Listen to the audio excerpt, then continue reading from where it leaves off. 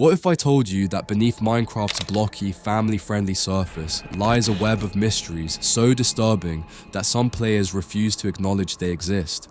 What if those peaceful nights building castles and mining diamonds were just the tip of an iceberg that descends into psychological horror, real-world tragedies, and secrets that Mojang never intended for us to find?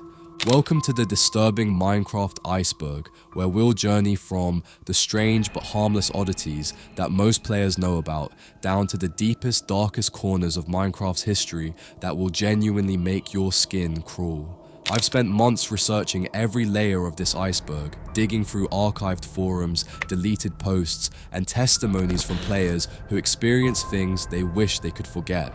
By the end of this series, you'll never look at that innocent block game the same way again.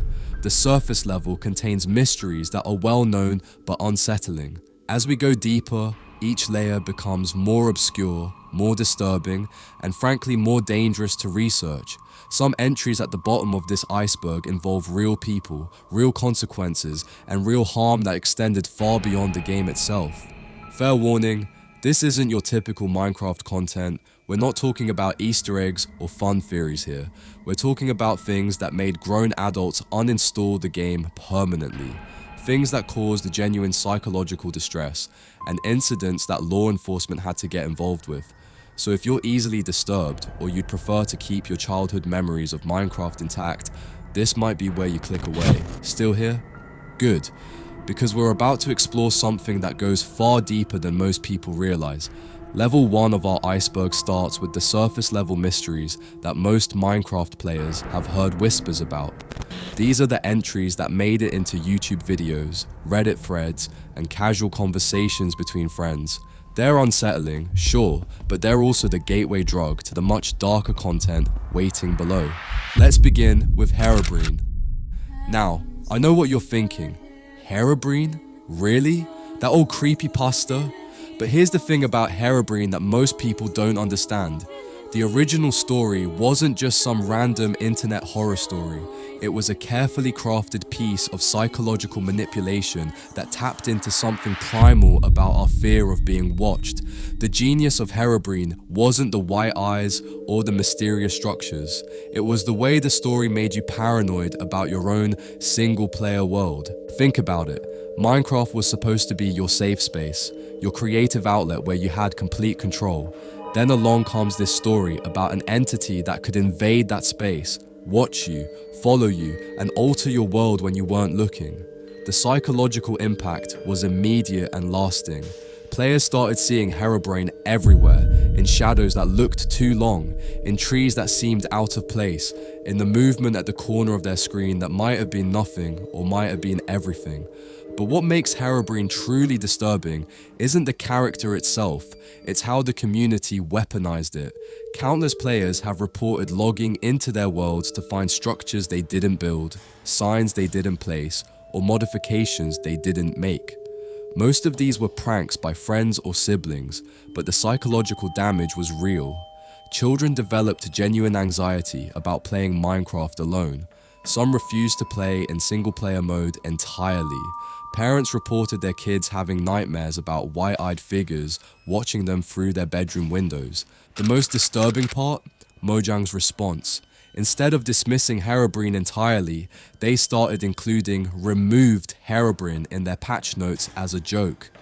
This official acknowledgement, even as a meme, legitimized the fear for millions of young players. They were essentially telling kids that yes, Herobrine was real enough that they had to actively remove him from each update. Moving deeper into level 1, we encounter the Farlands, and this is where things start getting genuinely unsettling from a technical perspective. The Farlands weren't just a bug or a quirky generation error. They represented the complete breakdown of Minecraft's reality. When you traveled far enough from spawn, roughly 12.5 million blocks out, the game's world generation would essentially have a nervous breakdown. Players who made the journey, and yes, some actually did walk for real-world weeks to reach the Farlands, described an experience that was deeply uncomfortable on a psychological level. The terrain would stretch and warp in impossible ways. Gravity would behave strangely. Chunks would generate partially or not at all, creating voids that seemed to stare back at you. but the worst part was the silence. You see, in normal Minecraft, there's always some kind of ambient sound, monsters, animals, wind, your own footsteps. But in the Farlands, players reported periods of complete audio silence that lasted for minutes at a time. Not the peaceful quiet of a calm night, but an oppressive, dead silence that made them question whether their game had crashed or whether something was fundamentally wrong with their world. The psychological effect was so pronounced that several players documented their journeys to the Farlands as descents into madness.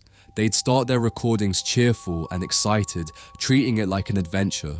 But as days turned into weeks of repetitive walking through increasingly broken terrain, you could hear their mental state deteriorating. Their commentary became rambling, paranoid, obsessive. Some started talking to themselves or addressing entities they claimed were following them. One particularly famous case involved a player known as Kurt J. Mack, who began a series called Farlands or Bust in 2011. While Kurt maintained his sanity and turned his journey into a beloved series, he frequently commented on how isolating and psychologically challenging the experience was.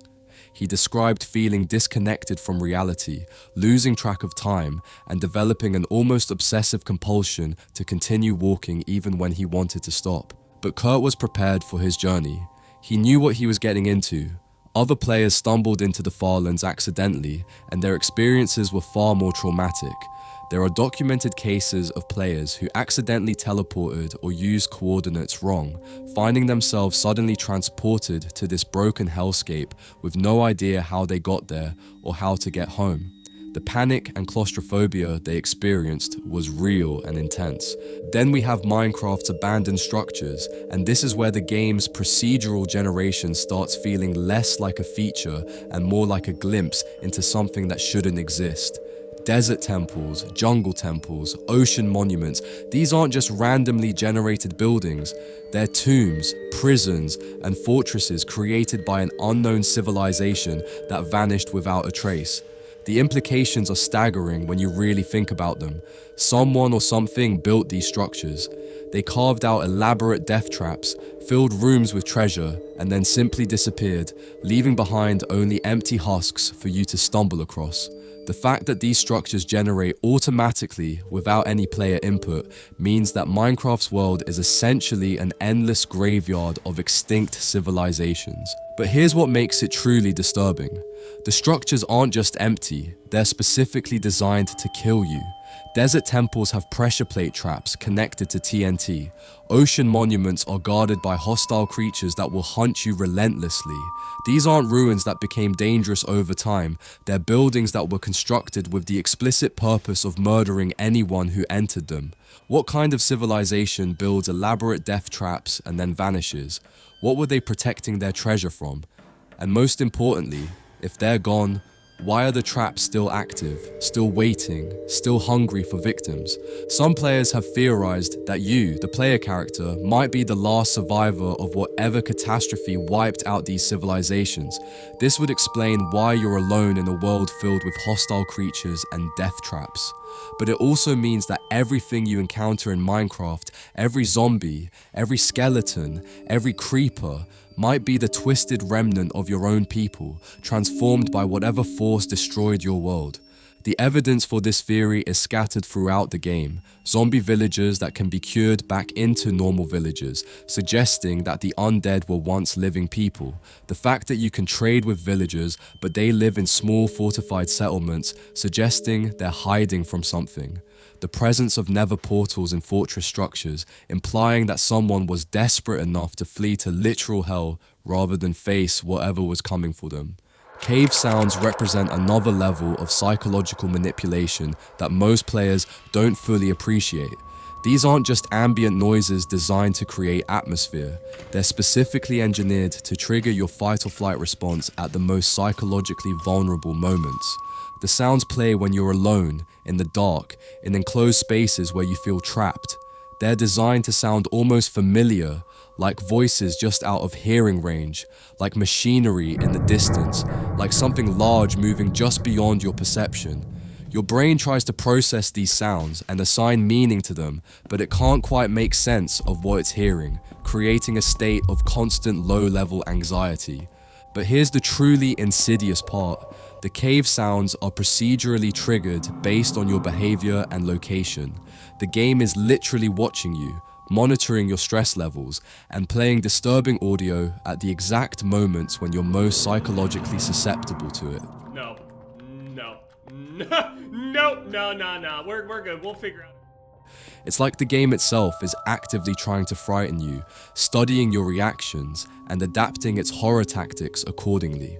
Players have reported that prolonged exposure to cave sounds, particularly during long mining sessions, can create lasting psychological effects. Some develop a genuine phobia of enclosed spaces. Others report hearing the cave sounds even when they're not playing the game, a form of audio hallucination that suggests the sounds have become embedded in their subconscious. The most disturbing reports come from players who claim the cave sounds started appearing in other games or even in real life. They'll be walking through a subway tunnel or a parking garage and swear they hear Minecraft cave sounds echoing in the distance. While this is likely a form of auditory pareidolia, where your brain assigns familiar patterns to random noise, the fact that a video game's sound design can create such lasting psychological imprints is genuinely unsettling. As we prepare to descend to level 2 of our iceberg, I want you to understand that everything we've covered so far represents the shallow end of this particular pool. Herobrine, the Farlands, abandoned structures, cave sounds. These are the mysteries that made it into mainstream Minecraft discourse because they are disturbing but ultimately harmless. What lies beneath is different. We're about to encounter mysteries that affected real people in real ways, stories that blur the line between digital horror and actual psychological harm. We're going to explore incidents that made players question their own sanity, discoveries that revealed the darker side of Minecraft's community, and secrets that some people went to great lengths to hide. The surface level mysteries we just explored share one common thread. They all suggest that Minecraft isn't the innocent creative sandbox it appears to be. Instead, it's a world designed to isolate you, frighten you, and make you question what's real. These mysteries plant seeds of doubt about whether you're truly alone in your single-player world, whether the game is actively working against you, and whether there are forces at work that you don't understand. But those seeds of doubt, they're about to grow into something much more sinister as we descend deeper into the iceberg. Because in level 2, we'll encounter mysteries where the line between game and reality becomes dangerously blurred, where players started experiencing things that shouldn't be possible, and where the community itself became the source of the horror. The question isn't whether these deeper mysteries are real or fake. The question is whether you're prepared to learn about things that might fundamentally change how you think about the game you thought you knew. Because once we go deeper, there's no going back to seeing Minecraft as just an innocent block game. Level 2 of the Disturbing Minecraft Iceberg takes us into territory that most casual players have never heard of, and for good reason. These are the mysteries that spread through whispered conversations in Discord servers, buried forum posts that get deleted within hours, and experiences that players are genuinely afraid to talk about publicly. We're leaving behind the realm of creepypastas and urban legends and entering something much more unsettling. Documented incidents that affected real people in ways that can't be easily explained away. Let's start with something called the White Room Incident. And I need to be careful how I present this because the original documentation has been scrubbed from most platforms. In late 2013, a small group of players on a private server began reporting identical experiences that defied explanation.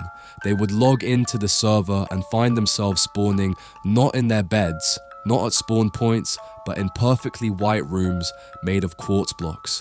These weren't rooms that existed on the server. The administrators checked, double-checked, and ran diagnostics on their world files. There were no white rooms anywhere in their server's data, yet multiple players logging in from different locations, different computers, different internet connections, all found themselves trapped in identical white spaces with no doors, no windows, and no way out except to disconnect from the server. What makes this incident truly disturbing is the consistency of the details. Every player described the same dimensions, a 7 by 7 by 3 block room. Every player reported the same unsettling ambient sound loop playing continuously. Every player mentioned feeling an overwhelming sense of dread that persisted even after they disconnected from the game. Some reported physical symptoms, nausea, headaches, and what they described as a lingering feeling of being watched that lasted for hours after they stopped playing. The server was eventually shut down after the administrator started experiencing the white rooms himself. He documented his experience in a post that was archived before it was deleted, describing how he spawned in the white room despite having administrative privileges that should have made such a thing impossible.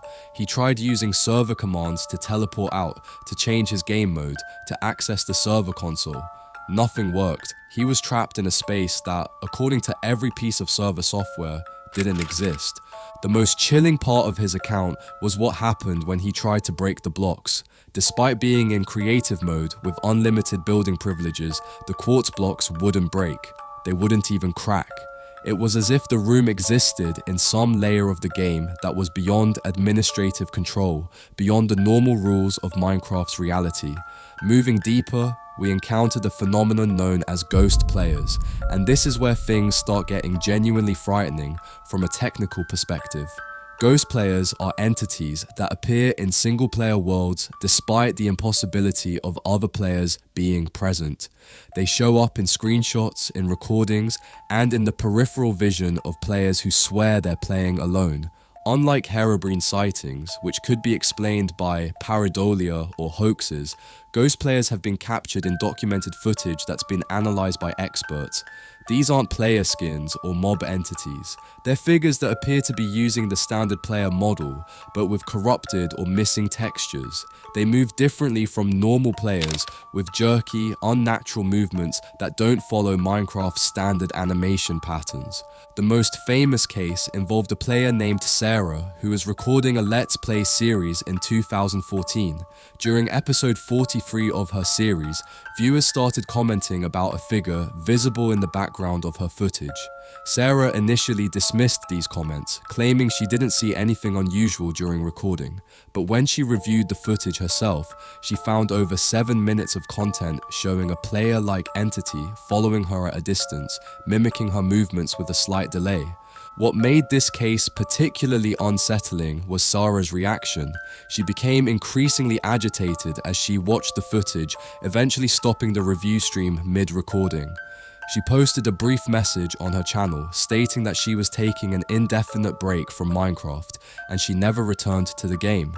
Her channel remained active for other content, but she refused to discuss the incident or explain what she saw in that footage that affected her so profoundly. The technical analysis of Sarah's footage revealed something that shouldn't be possible. The entity appeared to be casting shadows and interacting with the game's lighting system, suggesting it was being rendered by the game engine as a legitimate entity. However, examination of her world files showed no trace of any secondary player data, no additional entities, and no modifications that could account for the figure's presence. Even more disturbing were the reports from viewers who claimed they could see the entity before Sarah acknowledged it. Comments on her earlier videos, posted weeks before the incident, mentioned a friend following her around, asking why she never acknowledged her co-op partner, and questioning why there was someone else in her supposedly single-player world. These comments were posted by different accounts from different IP addresses, all describing the same entity that Sarah claimed she couldn't see. This brings us to one of the most psychologically disturbing entries in Level 2, the isolation experiments. These weren't official studies or sanctioned research. They were informal experiments conducted by players who wanted to test the limits of Minecraft's psychological effects on human behavior. What they discovered was far more disturbing than anyone anticipated. The experiments involved players voluntarily isolating themselves in Minecraft for extended periods, often weeks at a time, playing continuously with minimal breaks for sleep and basic needs. The goal was to document the psychological changes that occurred during prolonged exposure to the game's isolation mechanics. What they found was a documented pattern of psychological deterioration that was both predictable and terrifying. Players consistently reported the same progression of symptoms. First came the hypervigilance, where every sound, every shadow, every unexpected block placement would trigger intense anxiety. Then came the anthropomorphization, where players began attributing human-like intelligence and malicious intent to the game's mechanics and mob behaviors. Finally came the integration, where players began to believe that entities within the game were communicating with them directly.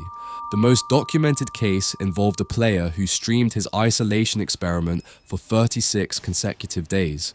The progression of his mental state was captured in real time for thousands of viewers.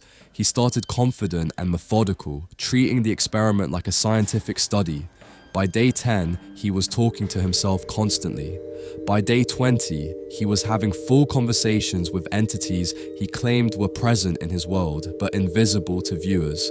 By day 30, he was receiving what he described as messages through the game's procedural generation, interpreting natural cave formations and ore placements as deliberate communications. The stream ended abruptly when the player became convinced that viewers were somehow controlling aspects of his world through their comments.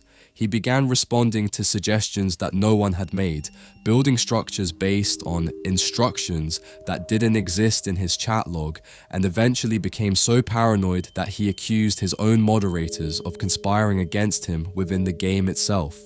What makes the isolation experiments particularly disturbing is how consistent the psychological breakdown pattern was across different subjects.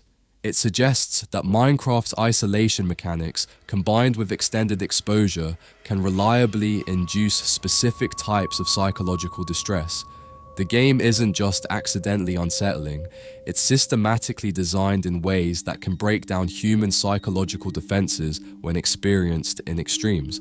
Perhaps the most chilling aspect of Level 2 is the emergence of what researchers have termed Minecraft madness, a documented psychological condition that affects a small percentage of players who experience prolonged exposure to the game's more psychologically challenging elements.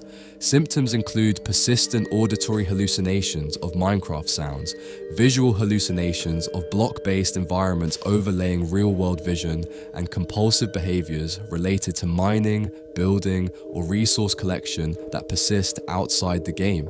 Case studies have documented individuals who began seeing their real-world environments as collections of miniable blocks, who developed obsessive-compulsive behaviors around organizing objects in grid patterns, and who reported difficulty distinguishing between their Minecraft experiences and real memories.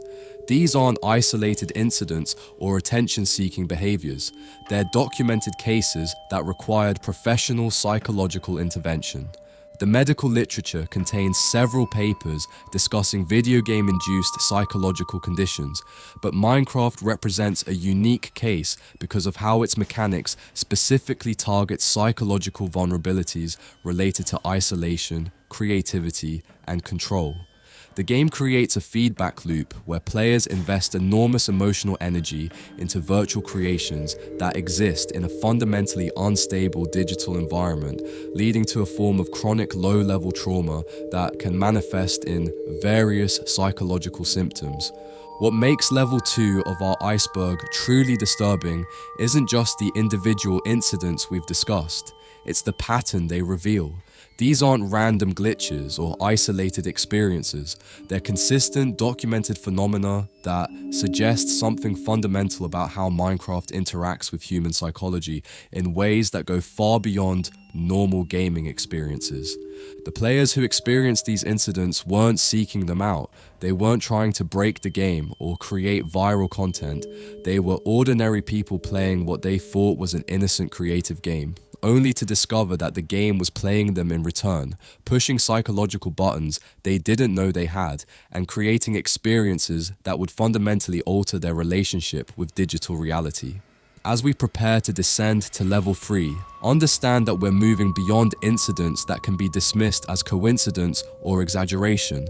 We're entering territory where the line between digital and physical reality becomes increasingly blurred, where the consequences of these mysteries extended into the real world in ways that affected real lives, real relationships, and real communities. The mysteries of Level 2 revealed that Minecraft isn't just a game that can be psychologically unsettling, it's a platform that can fundamentally alter human consciousness in ways that persist long after the game is turned off. And if that's what happens at Level 2, imagine what awaits us as we go deeper into the darkness. Level 3 is where this iceberg stops being about disturbing content and starts being about disturbing people. The mysteries we've covered so far affected individual players in psychological ways that were contained within their gaming experience. But Level 3 represents a fundamental shift. These are incidents where Minecraft became a vehicle for real-world harm, where the game's mechanics were exploited to cause genuine damage to real people, and where the community itself became the source of the horror. We need to talk about something called the coordinate hunters, and I want to be extremely careful about how I present this, because the techniques they developed are still being used today. The coordinate hunters weren't just players who enjoyed exploration or discovery, they were individuals who developed sophisticated methods for tracking down the real-world locations of other players based solely on information visible in Minecraft screenshots and videos. The technical skill involved was genuinely impressive in the most terrifying way possible. These hunters could analyze shadows to determine time zones, examine star patterns in Minecraft's sky to narrow down geographical regions, and use subtle environmental clues to pinpoint locations with frightening accuracy. They turned Minecraft's seemingly innocent screenshot sharing into a form of digital stalking that had real-world consequences. The most documented case involved a teenage content creator who posted a series of screenshots from his survival world. Within 72 hours, hunters had used cloud formations, sun positioning, and biome generation patterns to determine not just his general location, but his specific neighborhood. They cross-referenced this information with his posting schedule, his accent and voice recordings, and public records to identify his home address. The harassment that followed was swift and brutal. Phone calls, pizza deliveries, and eventually people showing up at his family's home. The teenager was forced to delete his online presence entirely and move to a different state. His parents filed police reports, but law enforcement struggled to understand how a video game screenshot could lead to such specific real-world targeting. What makes the coordinate hunters particularly disturbing is how they gamified the stalking process. They created leaderboards, competitions, and bounty systems for identifying target locations. They developed increasingly sophisticated tools and techniques, treating the invasion of privacy and real-world harassment as achievements to be unlocked. The technical expertise required was being used not for legitimate purposes, but to cause maximum psychological damage to unsuspecting players. The community that formed around coordinate hunting developed its own culture, terminology, and hierarchy. They called their targets marks. They rated the difficulty of different hunts based on how little information was available, and they celebrated successful doxings as community victories. Forums dedicated to coordinate hunting contained detailed tutorials, case studies, and tool recommendations that read like manuals for digital stalking. Moving deeper into Level 3, we encountered a phenomenon known as world poisoning, and this is where Minecraft's creative tools became weapons for psychological warfare. World poisoning involved the deliberate corruption of shared Minecraft worlds with content designed to cause maximum psychological distress to anyone who encountered it. Unlike griefing, which typically involved destroying or altering builds in obvious ways, world poisoning was subtle and insidious. Poisoners would hide disturbing content throughout massive worlds, ensuring that players would stumble across it unexpectedly during normal gameplay. They understood that the element of surprise was crucial to maximizing psychological impact. The content itself varied, but it consistently targeted common phobias and psychological vulnerabilities. Hidden rooms filled with imagery designed to trigger specific fears. Maze-like structures that gradually became more claustrophobic and disorienting. Audio files embedded in resource packs that would play disturbing sounds at random intervals. The goal wasn't just to upset players, it was to create lasting psychological associations that would make them afraid to play Minecraft at all. One particularly notorious case involved a popular community server that appeared to be a normal creative building world. Players would join, start building their projects, and gradually begin encountering subtle wrongness throughout the environment. Builds that seemed normal from a distance would reveal disturbing details upon closer inspection. Underground areas contained increasingly unsettling content the deeper players explored. The poisoning was so gradual and pervasive that many players didn't realize what was happening until they were already psychologically affected. The psychological impact was documented through forum posts and chat logs from affected players. Many reported developing anxiety around playing Minecraft at all, even in completely different worlds and servers. Some described persistent, intrusive thoughts related to the content they had encountered. Others developed specific phobias related to underground exploration or certain block combinations that reminded them of the poisoned content.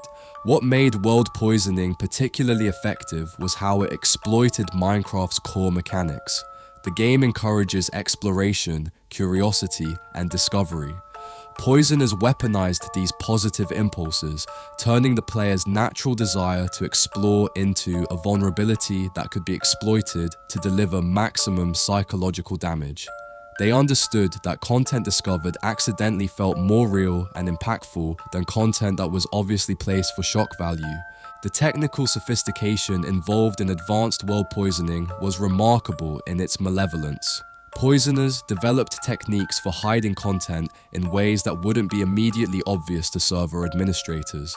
They learned to embed disturbing elements in the world generation algorithms themselves, ensuring that the poisoned content would appear natural and procedurally generated rather than obviously placed by malicious actors. This brings us to one of the most disturbing aspects of Level 3, the recruitment networks.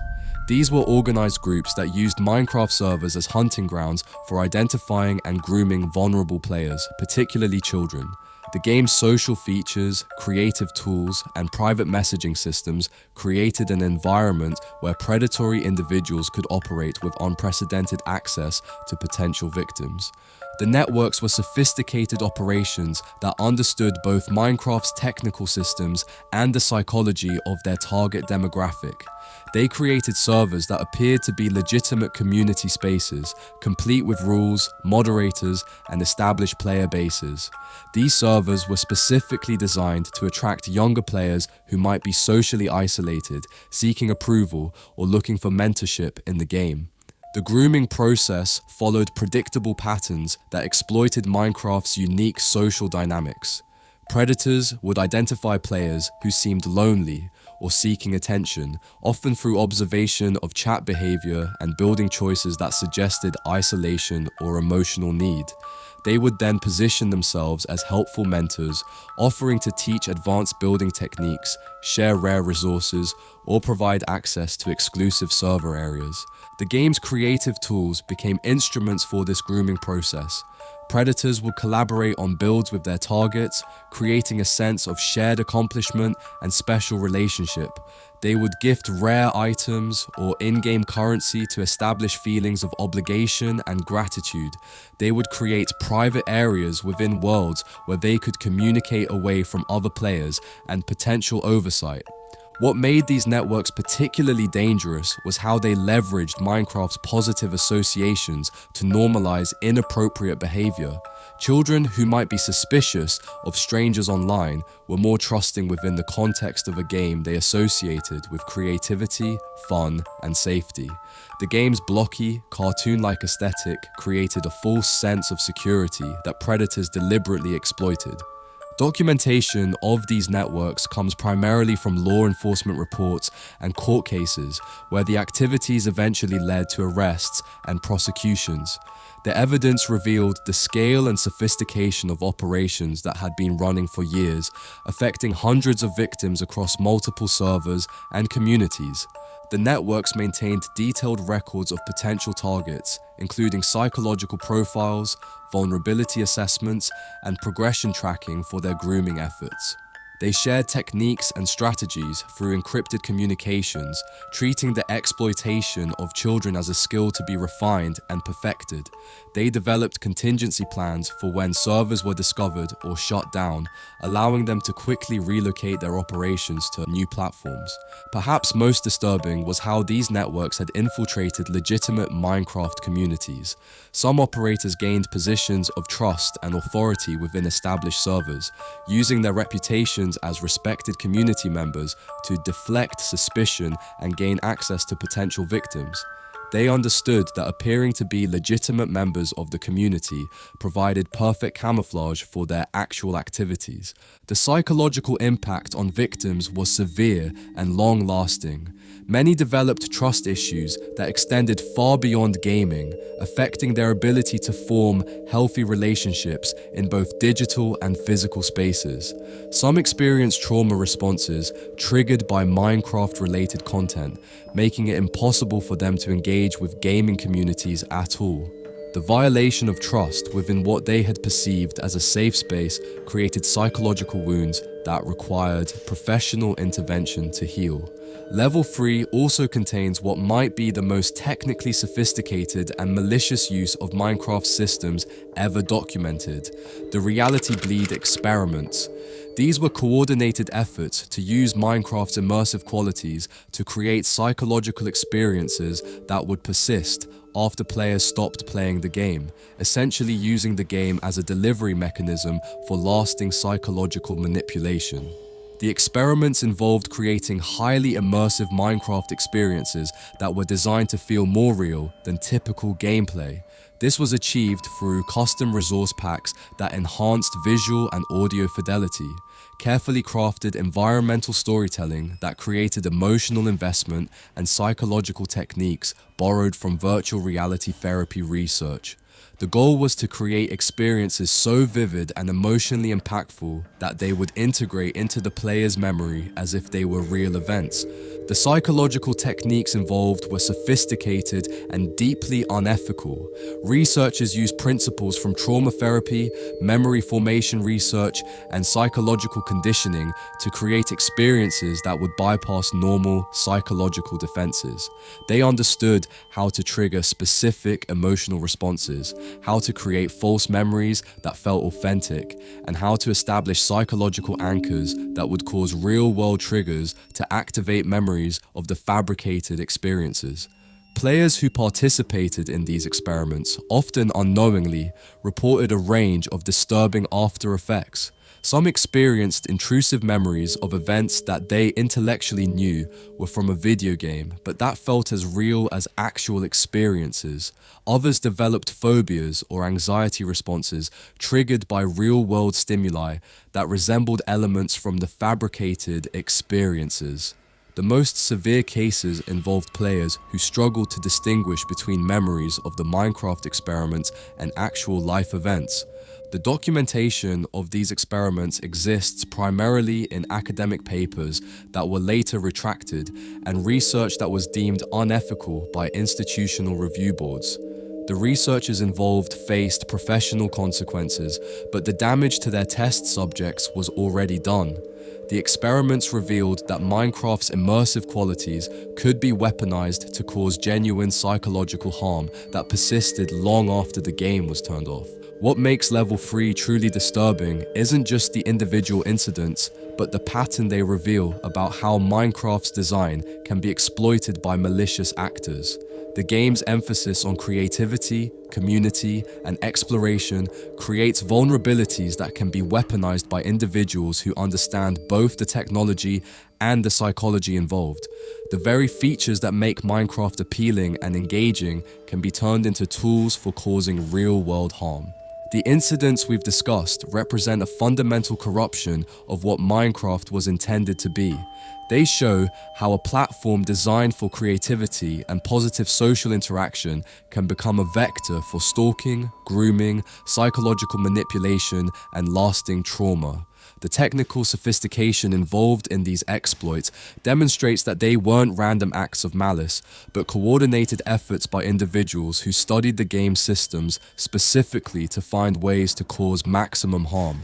As we prepare to descend to level 4, understand that we're moving beyond incidents where Minecraft was simply the platform for harmful behavior.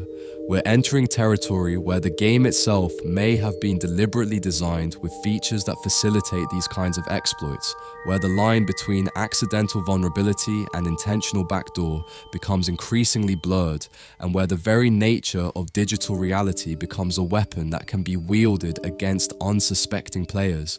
The mysteries of level 3 revealed that Minecraft isn't just a game that can be psychologically manipulative, it's a platform that can be weaponized by individuals who understand its systems well enough to turn its most appealing features into tools for real-world harm. And if dedicated individuals can exploit these systems so effectively, what happens when we start looking at incidents where the exploitation might have been built into the game itself from the very beginning? Level 4 of the Disturbing Minecraft Iceberg represents a fundamental shift in how we understand the game itself. We're no longer talking about players exploiting Minecraft systems or communities, weaponizing its features. We're entering territory where the evidence suggests that some of these disturbing elements might have been intentionally embedded within the game's code from the very beginning, hidden beneath layers of seemingly innocent mechanics and waiting for the right conditions to activate. This is where things get genuinely dangerous to research, because we're dealing with incidents that affected people in ways that extended far beyond their gaming experience and into their physical reality. Some of the documentation for these incidents has been systematically removed from the internet, not by random takedown requests, but by coordinated efforts that suggest someone very much wanted this information to disappear. Let's start with something called the Frequency Manipulation Protocol, and I need to stress that the evidence for this comes from leaked internal documents that have never been officially verified. According to these documents, certain versions of Minecraft contained hidden audio processing algorithms that could generate subsonic frequencies designed to induce specific psychological states in players. So there you have it. We've journeyed from the surface level mysteries that most players whisper about in forums, down through the psychological manipulation techniques that affected real people in documented ways, to the coordinated exploitation networks that turned creativity into predation, and finally, to the darkest depths where the game itself might have been designed with malicious intent embedded in its very code. What started as an innocent block game has revealed itself to be something far more complex and potentially dangerous than anyone realized. The patterns we've uncovered aren't random coincidences or isolated incidents. They represent a systematic framework for psychological manipulation that operates on multiple levels, from the individual player experience all the way up to coordinated networks of exploitation that affected thousands of victims. The most disturbing realization isn't any single incident we've discussed. It's the recognition that Minecraft's most beloved features, the very elements that made it the most popular game in the world, are also the perfect delivery mechanisms for psychological harm. The isolation, the creativity, the community building, the sense of safety and control.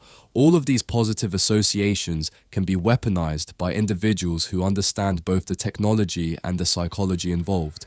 But perhaps the most chilling aspect of this entire iceberg is how effectively the evidence has been suppressed.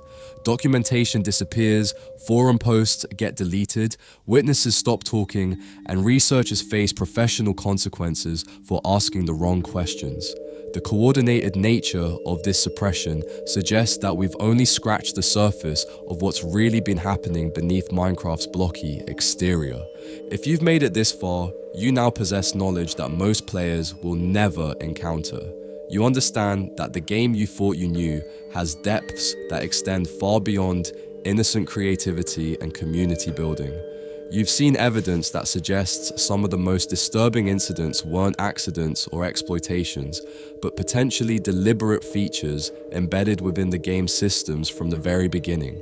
The question now is what you do with this knowledge. Some people who learn about these deeper levels of the iceberg never play Minecraft again. Others become obsessed with uncovering more evidence, diving deeper into archives and deleted posts until they lose themselves in the search for truth. a few become part of the suppression effort themselves, either through fear or through more sinister motivations. What we've covered today represents years of research into the darkest corners of gaming history. The psychological impact on the players who experienced these incidents was real and lasting. The technical sophistication involved in the exploitation networks was remarkable in its malevolence, and the evidence suggesting deliberate design elements hidden within the game's code raises questions about the true intentions behind one of the world's most beloved entertainment platforms. I want to be clear about something. This isn't a call to boycott Minecraft or to spread panic about gaming in general. Most players will never encounter anything more disturbing than a jump scare from a creeper or the unsettling ambience of cave sounds.